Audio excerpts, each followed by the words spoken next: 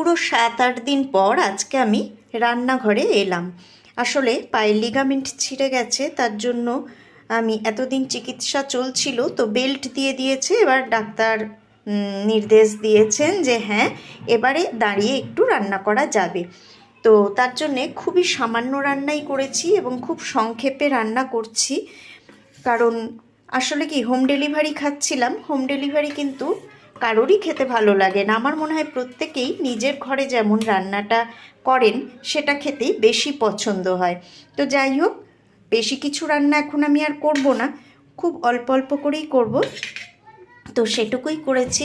দেখো, এদিকে আলুর চোখা করে নিয়েছি, এদিকে আলু, বেগুন, পেঁয়াজকলি, কড়াইশুঁটি দিয়ে একটু ভাজা করে নিয়েছি। ভাত তো করতেই হবে, আর তাছাড়া একটুখানি ডাল, তো অরহর ডাল করে নিয়েছি। তো এই আজকের দুপুরের খাবার।